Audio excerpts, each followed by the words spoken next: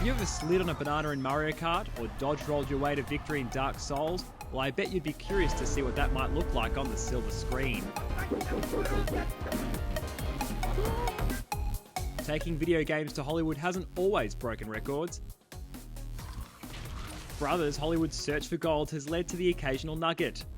Any sudden moves, I put one right between your eyes. Any sudden moves and I put one right between your eyes. And it's a trend that seems to be keeping up, as the gaming industry skyrockets with the technology that drives it. So there are some key differences between playing a game and watching a film or television series. I mean, the nature is one is very interactive, one's quite passive. Don, I need you to stay calm. With more adaptations of beloved games on the way, producers are always looking for that golden goose. Let's take a look beyond the screen.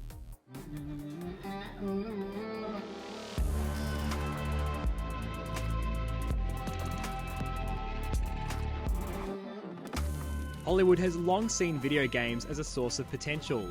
Let's take the first Super Mario Bros. It may have been nominated for an Oscar, but it still left a bad taste in the mouths of video game fans. The next two adaptations that set the stage were the 1994 Street Fighter and Mortal Kombat 1 year later.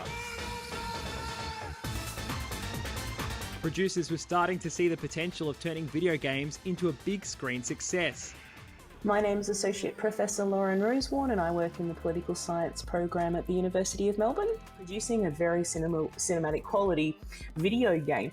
Yes, that's one way to make money, but savvy producers are also thinking about different ways to parlay that same storyline and that same concept into other media, be that television, be that film, but also be that in spin-off games, etc. You're really trying to milk as much as you can from a successful property.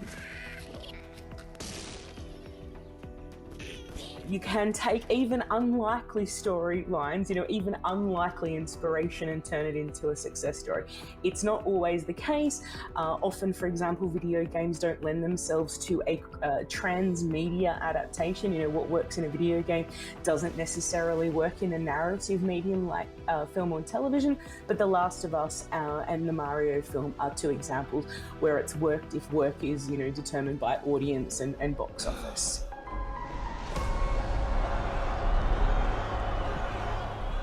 One of the justifications of remaking or rebooting something is that you've got a very strong cast and often a bigger budget than the original had, and that proves to be a new draw card for audiences in the future.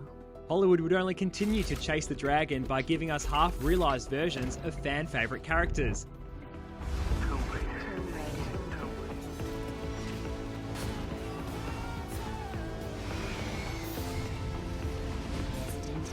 While some franchises found success over time, the film industry had not managed to use the full potential on offer and please both the casual viewer and the die-hard gamer. There's still time. Trust a Drake. I'm not falling for that again. Hey, just let's talk about it.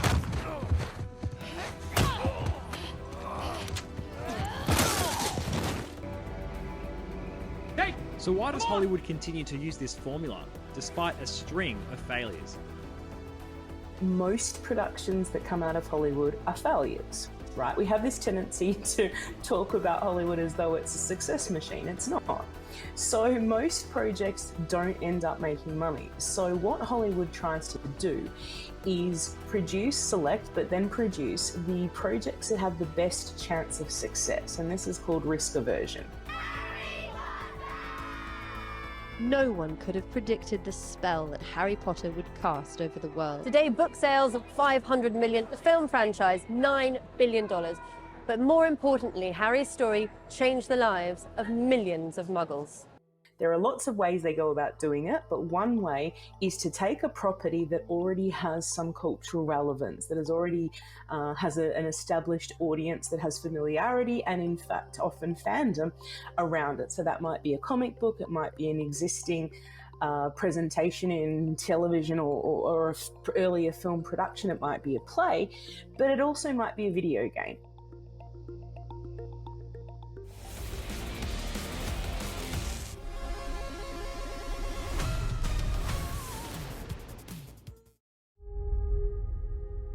If you don't think there's hope for the world, why bother going on? The Last of Us is a great example of an adaptation bringing in the money. Don't scare it. I won't. Don't scare it. I won't. The more detailed a video game is, the more that there's built into the concept of it, I think gives it a greater chance of success in a format such as an episodic television series, because there's lots of threads to it. The Last of Us is a very good recent example of this that has been a success story, where a very popular video game was taken and made into a television series.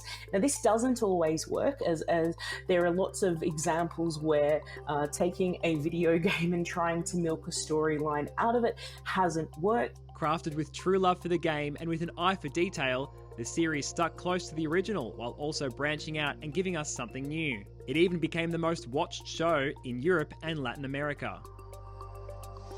But sometimes writers, directors, and producers have to use their imagination to bring these bold franchises to life.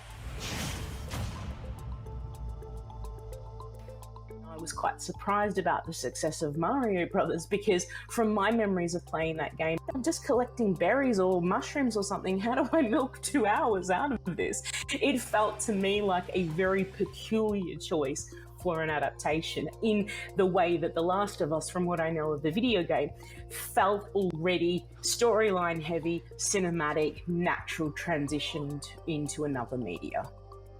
It's the same way juggernauts like Game of Thrones showed us the richer the source material, the more of a chance the adaptation has for success. But there is a dimension of life that storytelling could never really reproduce. It is the notion of choices, that in a play, a novel, or a film, the writer makes all the decisions in advance for the characters, and as the audience, we can only watch passively the consequences of his decisions. There's also the challenge of pleasing everyone when it comes to how their favourite characters and worlds are depicted. So why can't you just take a game and make it into something else? Well, that's because games have an element that books, movies, and TV shows do not have: interactivity. The number one factor shared amongst all games is that one or more people have to actively work towards enjoying the game through their own actions. And 9 times out of 10, that's the main reason you're playing the game. Or some fans of the video game might find the experience of watching a film or TV adaptation of their favourite game somewhat of a lackluster experience, is because you don't get to be immersed in the narrative in the same way. Yes, you can interact in different ways online, talk to people about it, comment, chat, yada yada, but it's not quite the same as being a protagonist in a story that you're getting to control. And that's one of the limitations of transmedia adaptations, in the sense of meeting audience expectations. Plus, games are impossibly hard to adapt because your experience goes beyond your interaction with them. Your experience with a game is incredibly personal. These personal experiences are what make games unique, and you can't capture that easily in a 2-hour movie. And while they give it a red hot go, there are always limitations when it comes to getting gamers onto cinema seats. So next time you're flocking to the cinema or preparing to stream the next big adaptation, listen out for those nostalgic hints, themes, and characters that make the big screen so spectacular.